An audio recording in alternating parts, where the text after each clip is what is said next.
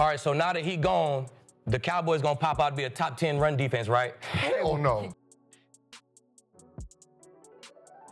What it is, what it do? Welcome back to my channel, Capital J. Today we doing another episode on Gil's Arenas. Today he has Skip Bayless and Aqib Talib on the show, and they're gonna talk about the MICAH Parsons trade. Now, one thing I want to say is congratulations, everybody. We made it to another football season. Today is gonna be Green Bay versus Dallas, and MICAH Parsons, he went from playing for Dallas to playing for Green Bay.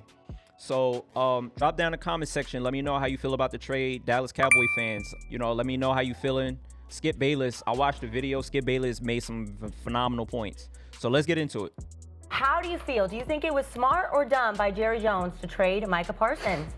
Obviously, as you could just see, this was the first smart, bold, ballsy move that Jerry Jones has made in 30 years. And I want to be very clear about this. I am not second guessing this with some lame, weak second guess. I have been first guessing this for 2 long years. I've said overhyped, overrated, and please, Jerry, please don't ridiculously, dangerously overpay MICAH Parsons.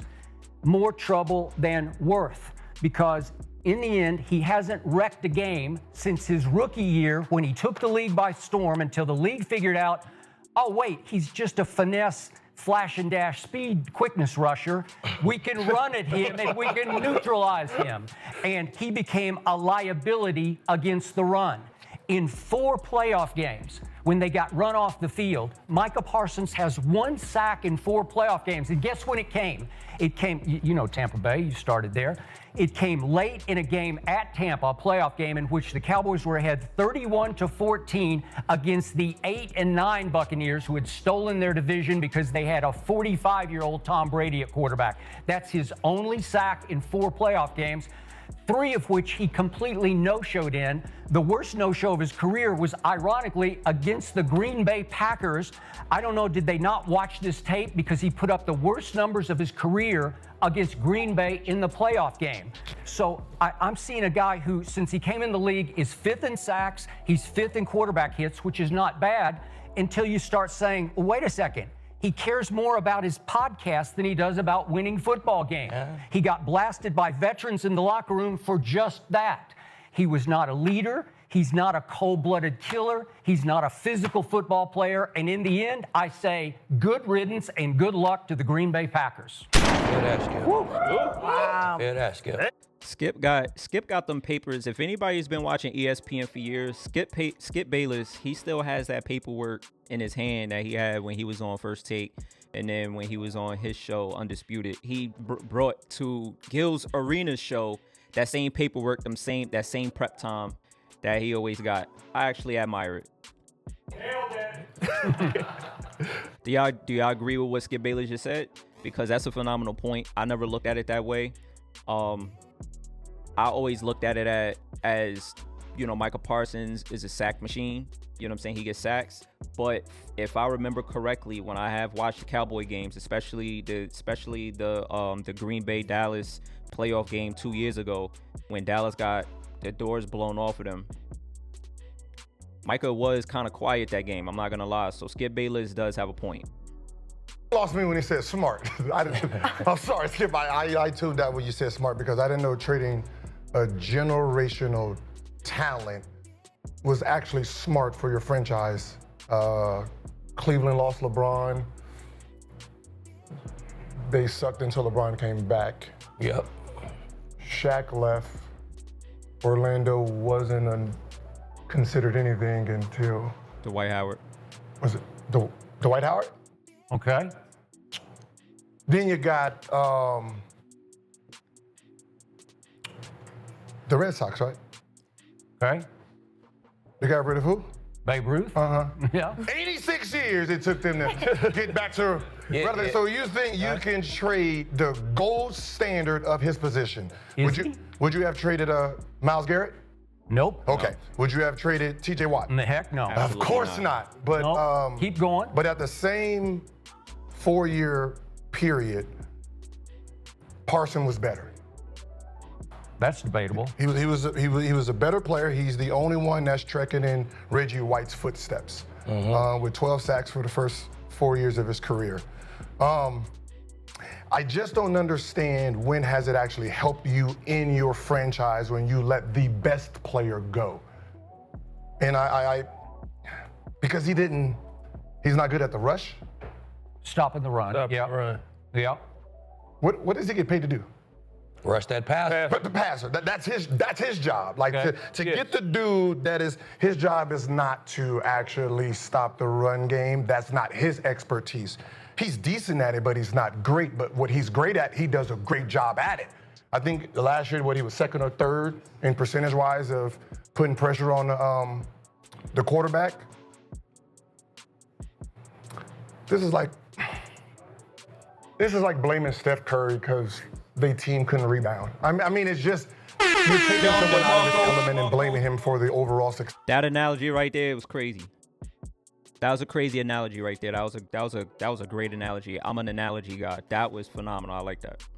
Of a defensive assignment, right? His job, he does his job very, very well. It's like buying a Lamborghini and complaining that it's too loud. The job of it is to be flashy and loud. I like how Gil is using different examples, albeit different sports, but I like how Gil's using different examples to set up his argument, because he set it up. If you following Gil and what he's saying, he's setting up the MICAH Parsons trade being a bad idea as a phenomenal point on his end, although Skip had great points on his end as well. It's what he did to the best of his ability. Okay, but did LeBron win for Cleveland? Yeah, he took them to the finals. Didn't win the championship the first go round, but right? And didn't Shaq do great things for Orlando? Got them. He took them to the finals, right? Okay, so what did MICAH Parsons do to carry Dallas in the playoffs? What did he ever do? They was in the playoffs for 3 out of his 4 years. I mean, so first you got to get to the tournament to win the chip. You got to enter the tournament first. All right. But I'm kind of neutral on it, bro. I'm like, man, hey, Tom got to tell. Tom got to tell if this was a dumb trade, if it was a smart trade, if the Packers come out and send the Cowboys home again and Parsons have a Von Miller-esque run, then it was a dumbass trade. Yeah. Now, if Do you think that's going to happen? I don't know. It's everything we talking about is hypothetical with this, because you want it to be immediate impact, but the shit just happened. They got like a whole bunch of future stuff for it. So look, if the cap room turned into DeMarcus Ware, Aqib Talib, TJ Ward, and Emmanuel Sanders like it did for the Broncos, then it's a fucking great trade. If the draft picks turn into Emmitt Smith, Kevin Smith, Russell Maryland, and Darren Woodson, then it's a fucking great trade. But like I said, if the Packers have a mean-ass run and he do some Von Miller shit and win the Super Bowl, then it's a fucking terrible trade. So we can't jump the gun. You got to sit back and watch on this one. So let's get into I'm listening to what everybody's saying. And you said, was it smart by Jerry? Let's get into the psyche of franchises in the NFL. Right. Who do they trade with? The Packers, okay? What did they get? Kenny Clark. The Cowboys got Kenny Clark and 2 first-round picks. Right. Was it smart by Jerry? Yes. Let me tell you why. Every organization doesn't value draft picks the same. The Green Bay Packers haven't drafted well, but the Green Bay Packers are in win-now mode. You know how I know that? Because they broke a 21-year streak of drafting a first-round wide receiver and got Matthew Golden. They know their quarterback needs a number 1 wide receiver, okay? Last year, they were top 10 in defense, but they were 22nd in pressure rate. The Packers haven't drafted well. So what are they saying? We drafted Devontae Wyatt to replace who? Kenny Clark. We sent him off to Dallas. Dallas needs somebody that can help them stop the run. We're good there. What do we need help with? Pass rush. We don't draft well. So draft picks are hit or miss. But you know who's not hit or miss for what we need?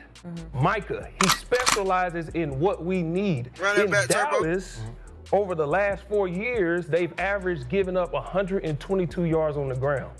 In November and December in the NFL, in order to win, Aqib has won a Super Bowl. He knows you have to run the ball and stop the run. The Cowboys have been horrible at that. So now let's switch to Jerry's mindset as the Cowboys. Jerry said, we need to be better at stopping the run. This makes us better. The Cowboys value draft picks. You know how I know that? Because they draft well. Since 2019, CeeDee Lamb, All-Pro. Trevon Diggs, All-Pro. MICAH Parsons, All-Pro. Tyler Smith, All-Pro. Deron Bland, All-Pro. All the way back, the Cowboys draft well. So Jerry said our team got better because now we save money. We got 2 first-round picks, and we got Kenny Clark to help us now. Let's be real about this. They weren't gonna be that good anyway. So we're giving up MICAH Parsons. He's been here this whole time. We still can't stop the run. To answer your question, you said he's a pass rush specialist. In football, for the most part, he's going to specialize on 3rd down. If you're in 3rd and 2 or 3, they're not going to pass the ball. So why are we going to pay this guy all of this money? Because MICAH getting paid at the highest we've ever seen, non-quarterback, is not based off him being the best defensive player in football. It's based off, it's his time. This is the market, and he's up. So we have to think about that too. Jerry's not saying this. They 2-3 years into the contract. Now, forget that. We paying this guy right now because look at what he's paying him the money was going to pay him because it's the time now. So I agree when Jerry says we just got better, whether MICAH was here or not, it did not change our defense. He was a pass rush specialist. Skip is not lying. MICAH doesn't play the run well. I watch defensive linemen. They run right at him. He's not taking on blocks. He's overlaying stuff, and it's not slowing anything down. Did Von Miller play the run well? No, but you know who did? Pot roast. Yeah. Malik Jackson, that's they the ain't got point. that. It ain't Parsons' fucking job to Von play the Miller- run well. Okay, You know but what I'm saying? listen, Get some other people to play the run well, but in You big would. games, did Von Miller tear that shit up and leave his games. stamp on it? In games. That's but what Parsons type guys Listen are to for. what you just said, though. I'm Who saying. was over there? You was there. Yeah. Chris Harris was there. TJ was in the back. Y'all had a full defensive line. Y'all have issues stopping the run. He's one guy. And then what happened?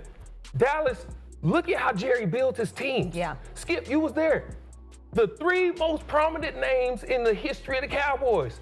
A quarterback, Troy Aikman, a running back, Emmitt Smith, and Michael Irvin in the Super Bowl run in the 90s. Okay, but who was the most valuable player on that team? Seriously. On the defense? On that on side the of the team. team? On the team. What will they all say now? We couldn't have won without Charles Taylor. Exactly. He was the baddest ass pass rusher I ever saw. And trust me, he could play the run. Yep. He was a force on that side. You didn't screw around with that side of the football field. You didn't screw around with Lawrence Taylor, who could rush the passer like nobody ever saw, but he could stop the run. Last year, they gave up against the run. Early in the year, New Orleans, which became the worst team in the league at the end of the year, they went into Dallas and ran for 190 yards in the second game.